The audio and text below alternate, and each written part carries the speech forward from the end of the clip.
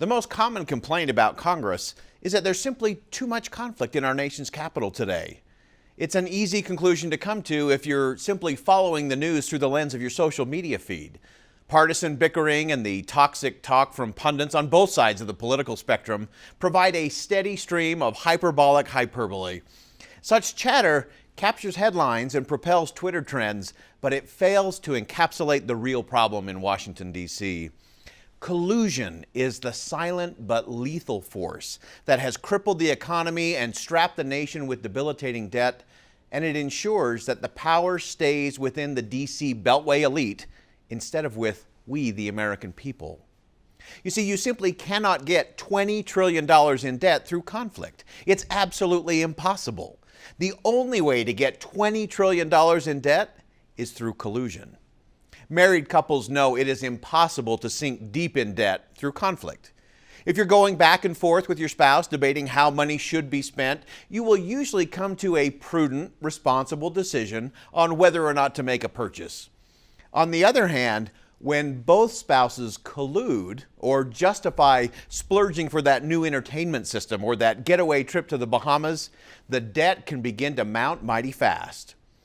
Collusion is the slipperiest of slopes, and it is a fast pass to the pit of economic despair and debt, which can take more than a generation to actually dig your way out.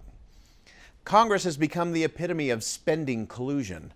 For many years, earmarks were the collusion-enabling ingredient in the recipe of economic disaster for America.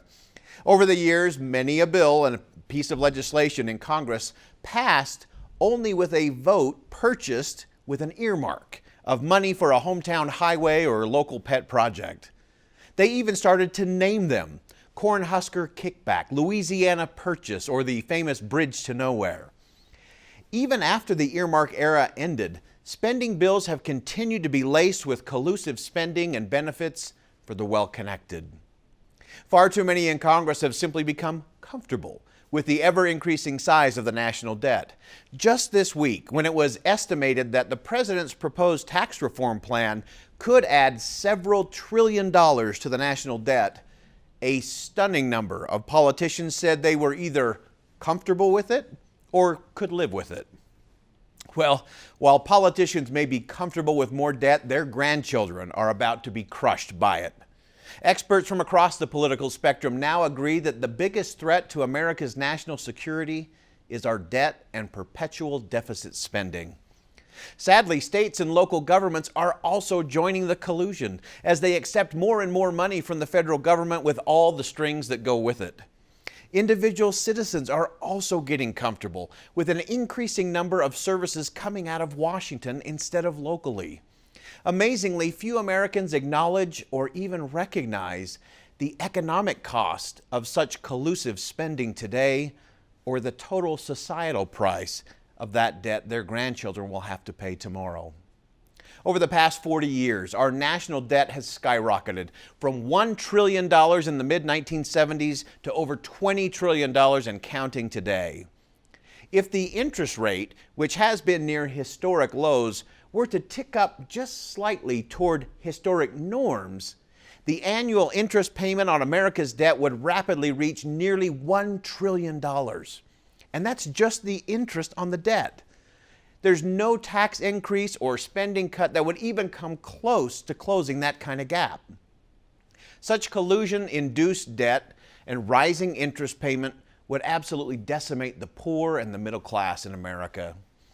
J. Reuben Clark was right when he said, "Interest never sleeps, nor sickens, nor dies. It never goes to the hospital. It works on Sundays and holidays. It never takes a vacation. It has no love, no sympathy. It is as hard and soulless as a granite cliff.